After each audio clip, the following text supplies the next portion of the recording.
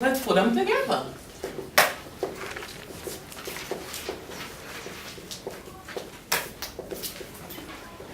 Let's put them together to get market equilibrium.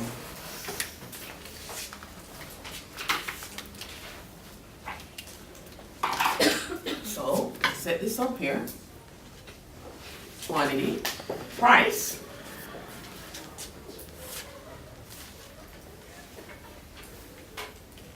Here is the buyer story that Daniel went through last week. That's the demand curve.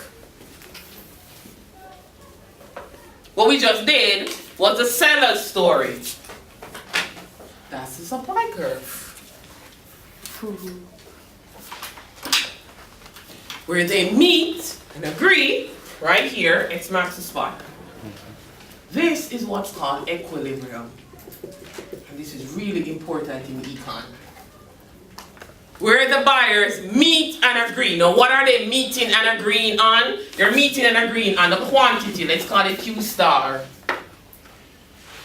Where the buyers and sellers meet and agree, what are they agreeing on? The price. Let's call it P star. Buyers and sellers meeting, that's called equilibrium. You have an associated equilibrium, price and quantity. This is a very important concept in Econ.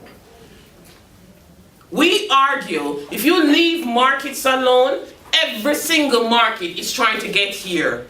Do not intervene, do not meddle, and all markets tend towards this equilibrium point. Leave them alone, they'll find that point. Don't meddle, don't try to fix the markets, they'll figure it out. It's something we call in Econ the invisible hand. You're out of equilibrium, and there's nobody meddling or forcing the market to be out of equilibrium, markets will naturally tend towards their equilibrium point. Leave markets alone, they get to equilibrium. The most efficient outcome you can get is if you leave markets alone and let them find this point. As an economist, I actually believe that to my core. Let markets be, and they'll naturally find their equilibrium point, and it is the best outcome you could get. Buyers and sellers meeting, agreeing, negotiating, back and forth, and they get here, leave it alone. Leave that process alone. Now I keep saying leave it alone, leave that process alone. Who would be trying to meddle with this process? Oh yeah, they're meddlers, the government. We're actually going to look at some examples later on. I'll be honest with you. I do believe the government has noble intentions. I'm not anti-government at all. I do believe oftentimes they're trying to help. They see something and they say, you know what, I want to fix that. Unfortunately, what we will know, and what we are now knowing, is that even if your intentions are noble, once you start to meddle with the market, there are certain costs that you're going to have to bear. So even though you're going, I want to fix that to help person A, that's okay. And it could be a particularly noble intent, but if you do that and you meddle with this process, there's certain costs that you have to bear. In fact, let me do an example. I want to do a little example to highlight some aspects of this equilibrium. It's a little bit involved. It has 1, 2, 3, 4, 5, 6, 7 columns and about 6 rows. So make space. So don't squinch it up on the last and then get mad at me because it doesn't fit. So we're going to do a little bit of an involved example. Let's do that. Put all of this in context.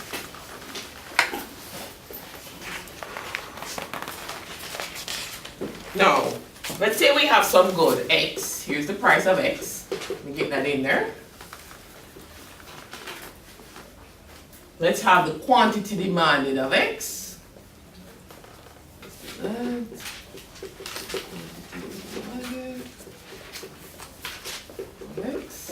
that in there. Let's have the number of buyers.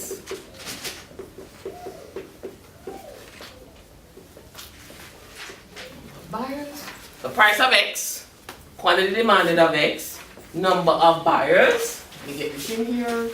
Market demand.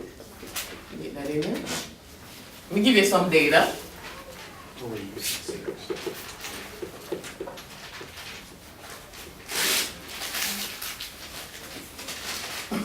That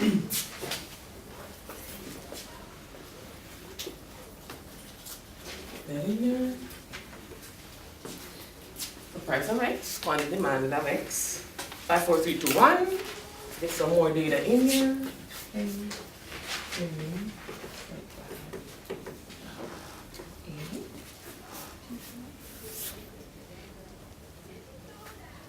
Let me get in the number of buyers.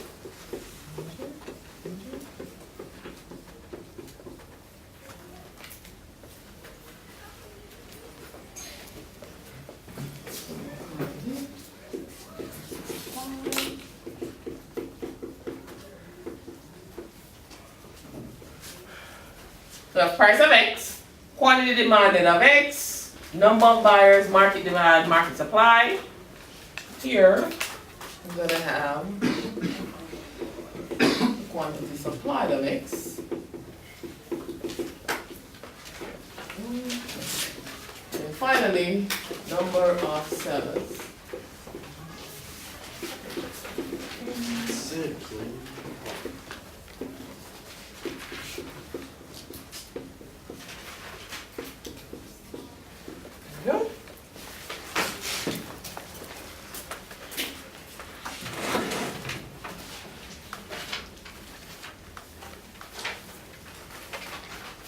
Now we need to write that, then let's go through it together.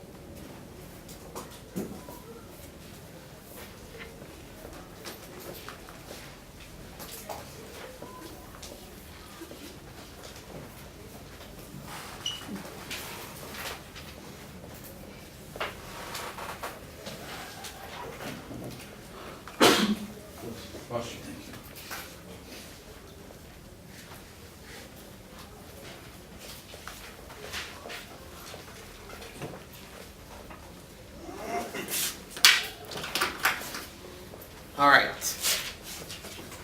Here we have a market of some good. So the price of X is the quantity demanded of X. Now, when the price of the good is $5, one particular individual in this market will demand 10 units of the good. That's how you read this. When the price is $5, one particular individual in this market will demand 10 units of the good.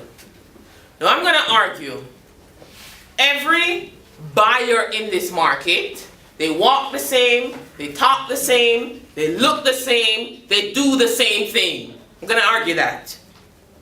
So every buyer in this market, they all do the same thing. I am also going to argue that in this market, at every price level, we have 200 buyers. So we have this 200 here. Now, a price of 5, one individual is buying 10 units of the good. We have 200 buyers in this market, all doing the same thing. One person, price of 5, buy 10 units of the good. We have 200 people in the market. If one is buying 10, and we have 200 people, what will be the market demand? How do you get 2,000? 10 times 200. One person is buying 10 units. We have 200 people. 10 times the 200, the market demand is 2,000. Yes? Why do we assume that one person is buying it? Because this is a demand scheduled for an individual. Yeah? We're just extrapolating out from that one person, that's the idea? Yes. They're representative of the group? And we want to put the entire market. Market demand is pretty much putting together all the demand curves for all the individuals in society. A price of 4. One individual is demanding 20 units. 200 buyers, what's the market demand? 4,000. Everybody sees what I'm doing, I'm getting these numbers. Is anybody lost? You're going, how the hell did I get those in red?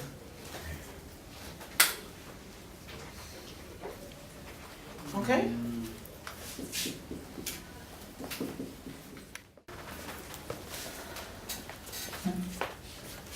That's the demand side.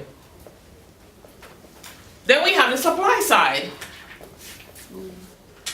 At a price of 5,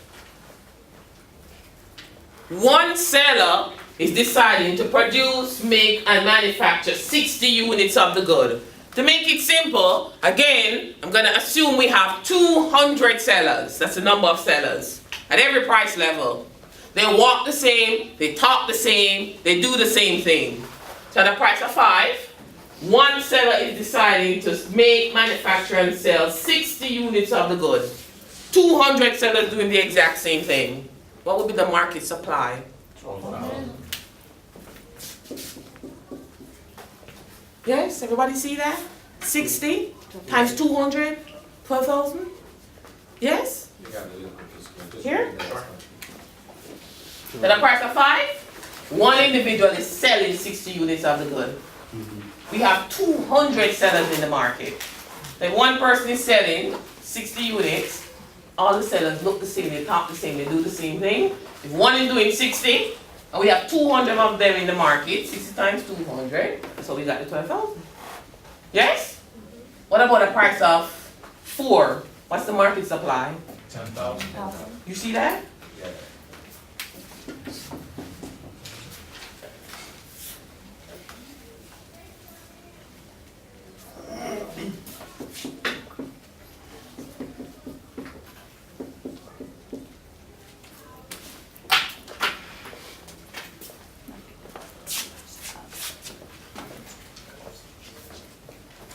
You look at this, something should kind of pop out at you. They're Yeah, opposite. equilibrium at $3. Very good. What you should see is this. The equilibrium quantity, if you wanted to actually put it in here, that's a 7,000. And what was the price you gave me for equilibrium? $3. It's $3. You can put it in right here. That's your equilibrium.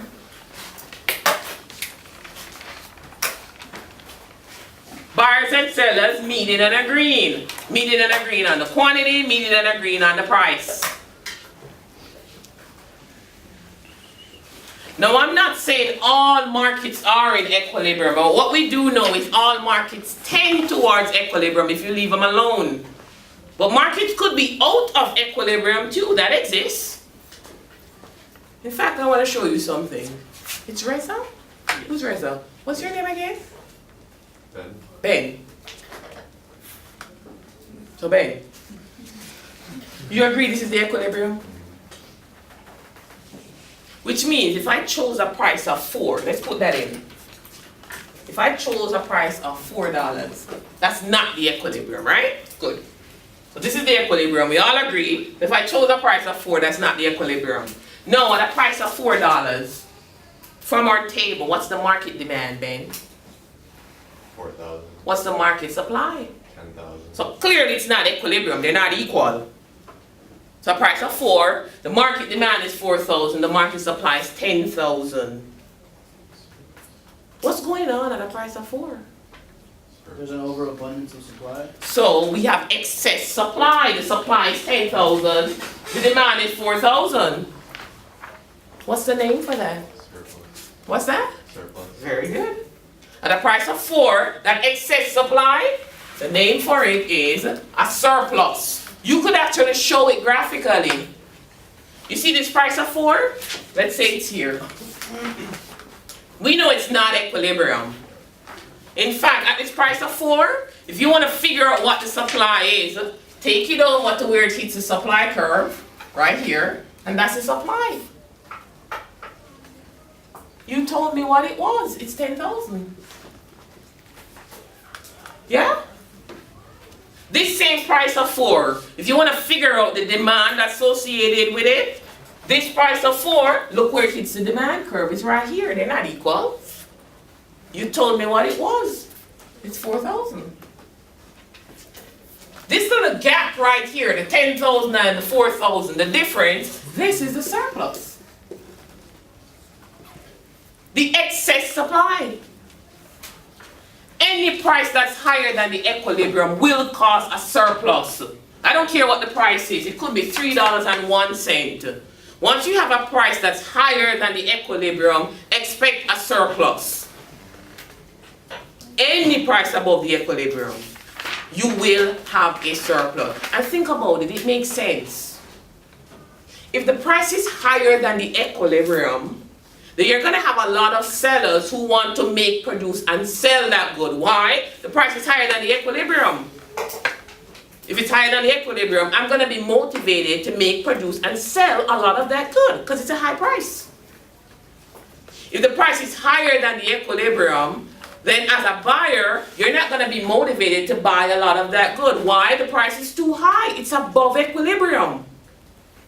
Any price that's above equilibrium, you have a lot of people rushing to sell the good and not a lot of people rushing to buy the good. You end up with that excess supply or a surplus. Price is higher than the equilibrium will cause a surplus. Why would the seller during the surplus produce more? What do you mean during the surplus? It's the price being higher than equilibrium that causes the surplus. Yeah? So the price is higher than equilibrium and you're selling this good. Don't you want to make, produce, and sell a lot of it? Absolutely. That's how you make more money. Now if you're a buyer, you're going, oh hell no, I don't want this, it's too expensive. So it's a misallocation. That price is signaling the seller, make, produce, and sell a lot. Will the seller profit? What do you mean? Well, we're not talking about profits right now. We're talking about the quantity supply. Profits are a slightly different story. We need cost of production. It's not in the story. But if you think about this right now, price higher than the equilibrium, it's signaling sellers, make, produce, and sell more. But it's signaling buyers, don't buy a lot of this stuff. So it's a misallocation. The signals are crossed. This is why we argue, leave markets alone and let them figure their stuff out. And when they get to equilibrium, it's the best outcome you could get. No, Reza. Price of $2. You agree that's not equilibrium? Yeah. All right. That's a good start. Yeah? Price of 2, not equilibrium. What's the market demand when the price is $2? 11,000? Market supply. 4,000. So, price is $2, which is below the equilibrium. The market demand now happens to be greater than the market supply. What is that called? Fatima, what is that called? Price below equilibrium. Shortage. We have a shortage. The price below the equilibrium, it's excess demand. You could see it. You see this price of $2? Let's take it over to the demand curve. It's right there. It was 11,000. The same price of $2, look at the supply. It's right here. That's 4,000. Not equilibrium, they're not equal. And you have the demand being higher than the supply, the excess demand, or the shortage. Any price that's below equilibrium will cause a shortage. I don't care what this price is, it could be $2.99. If you have a price that's below equilibrium, it will cause a shortage. Think about it, it makes sense. If the price is lower than the equilibrium, then you're going to have a lot of people who want to buy this good. Why not? It's cheap. If you have the price below equilibrium, you will not have a lot of sellers motivated to sell this good. Why would I? It's cheap. The price is lower than equilibrium, you have a lot of people rushing to buy the good, not a lot of people rushing to sell the good. You end up with a shortage. Above equilibrium, a surplus. Below equilibrium, a shortage. At equilibrium, no surplus, no shortage. The market's clear. Leave markets alone and they'll naturally tend towards equilibrium. Meddle in markets, you're going to cause certain instability in the economy. Okay? Questions? What about in the case of things like monopolies? You know, where what do you have to say about like government intervention then? The government intervening in monopoly? Monopolies in terms of- No. a monopoly existing would mean a particular restriction on supply. Yeah?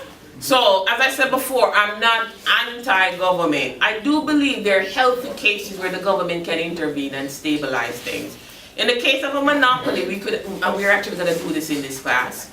You're going to see that the government intervention can actually lead to a more efficient outcome. Because in that particular case, what's happening is the seller has too much power. Okay?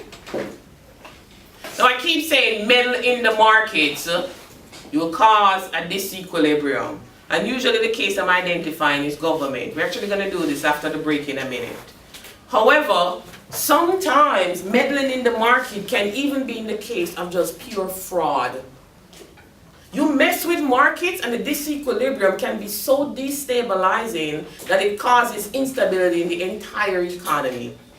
I'll give you a very brief example and then we take a break. You guys have lived through one of the worst recessions we've ever seen. It's called the Great Recession. Something we do in macro a lot. You're not going to do it in this class. Great Recession, some people call it the global financial crisis. And you have lived through that.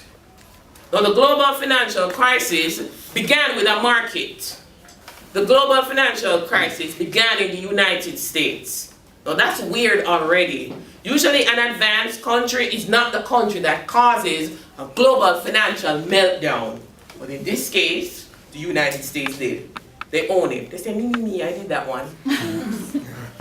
And it started with the story of a market. A particular market failed in the United States and through some very complicated linkages caused the global financial crisis. What is the market I'm trying to identify that failed in the US? Housing or real estate.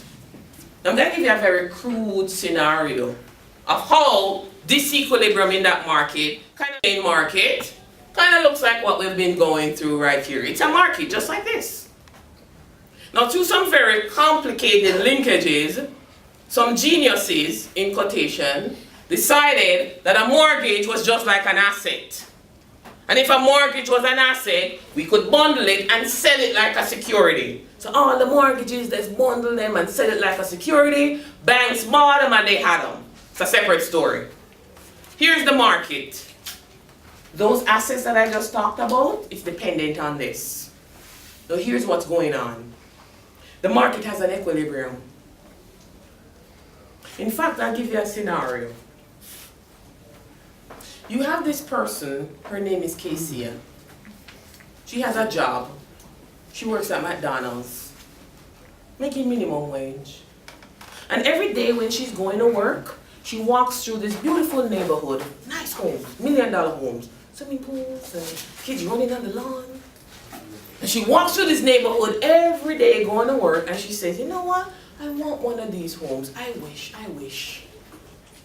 One day when she's going to work, she walks through the neighborhood, and when she steps out onto the main road, there is a business that says, home loans, mortgages, apply here. And she goes, that's me. I want one of those $1 million homes. So she goes inside, and when she goes in, there is a person who comes up to greet her who says, I'm a mortgage consultant. I'm here to help. She's like, cool. Why are you here, Kaycea? She says, I want to buy a home. In fact, I want to buy those homes over there, the $1 million homes. The person says, okay, this is the mortgage consultant. What do you do for a living? She doesn't lie. She says, I work at McDonald's. The person says, okay. How much do you earn? She says, $30,000 per year. And the person says, sit down, I'm going to get you in one of those homes. She's like, okay. What do you mean you're going to get me in one of those homes? She said, don't worry about it. It's not complicated. What I'm going to do is, I'm going to put together a portfolio. I'm going to put together some income verification with some assets that says you're worth $500,000 or whatever. And she said, but hold on a minute, I'm not worth that. So don't worry about it. Once the value of the home is going up, you're okay. But I'm going to put together this portfolio, and it's going to be okay, and you can move in the home. Sounds all right to me? This person is a consultant. They know what they're doing. 1 month later, she gets the home. She's living in it. Kaycea Campbell, minimum wage, $30,000 per year. Because of those falsified documents, she's now living in this home. One day a co-worker drops her off at home and she said, "You live here?" She's like, "Yup." She said, "You want one? I know somebody who can get you one. Tomorrow we're gonna go over there." And what happens is, you have a lot of Kaycea Campbells in the housing market. Now here's the thing. When the market sees Kaycea Campbells, all of these people, it thinks that they are legitimate buyers. It doesn't know the backstory of the documents that are put together. It really thinks that these are demanders. These are people who can actually afford these homes.